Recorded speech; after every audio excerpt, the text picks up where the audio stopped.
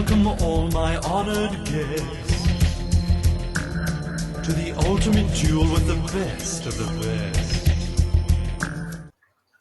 Good morning, everyone. Welcome back to another Saturday Morning Live. I'm your hostess, Porcelain Piggy, and today we're doing a weekly wrap up. The first things first is Beast Madness is here, and if you know me, you know how much I love Beast Madness. So if you have not yet given Killer Carp a follow, you definitely have to. Battle starts on March 20th, 2025, so we have some time. So grab up your phone and look for Killer Carp on Instagram and give him a follow. Keep an eye on his stories. The brackets are up and you can see which beasts are fighting. If this is your very first year participating, you are in for such a fun and wild ride.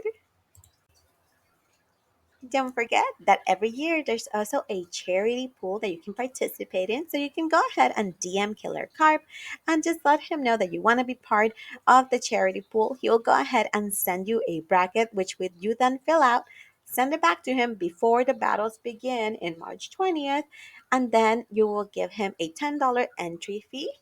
And once all that is done, you may be the winner of some amazing Battle Beast prizes. And don't forget that all of this money does go to charity. Nothing is pocketed. And the Battle Beast community is such an amazing community, always giving back. And honestly, Killer Carp, thank you so much for doing this every single year. And if you haven't seen it yet, oh my gosh, the snubs for this year are painful. Triple Threat Snake is out. Iggy the Iguana is out. I was gonna support him this year. I'm kind of happy that Bat is out. And there's a couple of others that I'm like nonchalant about them being here or there.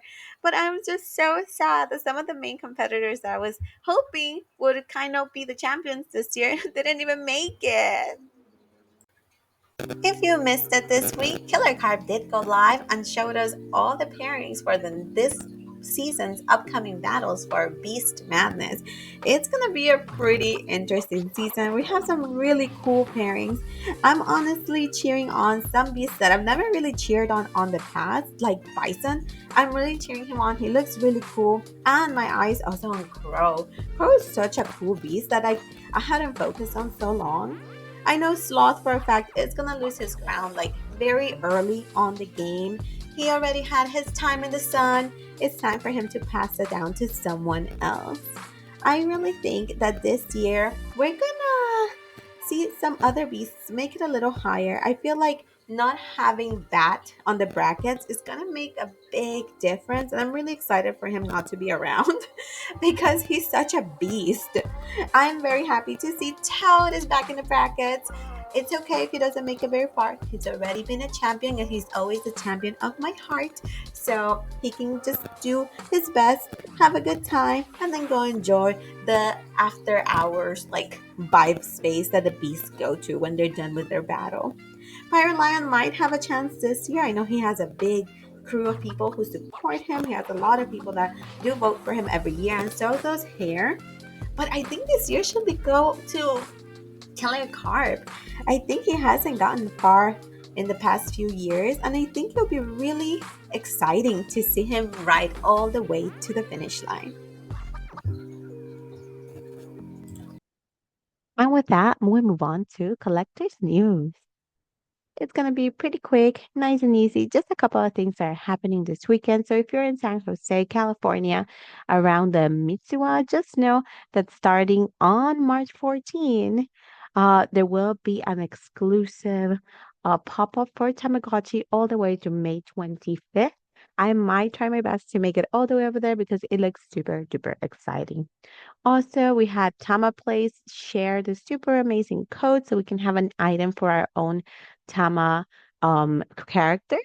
So this is an accessory that was exclusive to the Osaka store, and the code could only be obtained there, and they were nice enough to share with us on Instagram. One other thing that I didn't share was the fact that the version, I believe 3.0 or 2.5 for updates is ready for the Tama Uni. And when you do download it, you may have an error show not after the download, but once you're trying to participate into the new arena games. And just don't worry about it. Just give it a little bit of time and then try it again. And it should work because I experienced that and it worked out for me. But there have been other errors reported. If you want to know more about them, you can go ahead and visit Tamagotchi US on Instagram, and they can have the list of all the issues that have been reported because of the new update. And they are definitely working on them.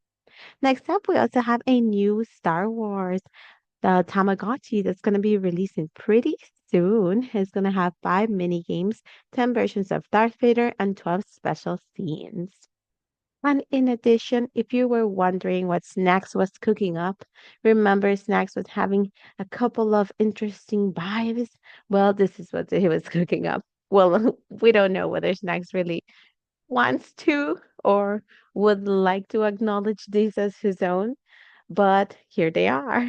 So, long Furbies are actually canon now. They went ahead and made them in mini, and I'm very, very excited to see these. I will be trying to collect every single one of them. I know some people don't like it. I know the Furby Pope is against them, but I love them, and I'm gonna get them. I've been waiting for them to make real life Longbees because I've been so afraid to destroy like an actual Furby and elongate him. I just can't get myself to do that. I want to. I really don't hate Longbees. I love it, but personally, I have a hard time putting a little Furby through surgery if it's like altering them rather than just fixing them and mending them. And we also have this very creepy image of the world's smallest Furby, because they will be releasing a new line with the world's smallest, just like it was shown in Toy Fair that we saw a couple of other like world's smallest versions. There is going to be a world's smallest Furby that is a 90s version, and apparently maybe a world's smallest Furblet, which looks this creepy. But the 90s Furby actually looks really cute. And what I have seen, although I couldn't find the images again, I have seen the tiger version. And then I believe it was just like a gray Furby version. So I'll keep my ear to the ground on that one. And once I find the images, I'll go ahead and share them with you. And with that, we'll pretty much wrap up this week's weekly wrap up. And thanks again for watching, friends. Please don't forget to like and subscribe. And if you are going to be visiting the Tamagotchi event or have any cool plans for this weekend, let us know in the comments down below.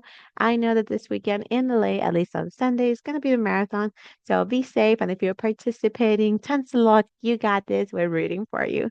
And with that, we'll see you guys next time. Bye.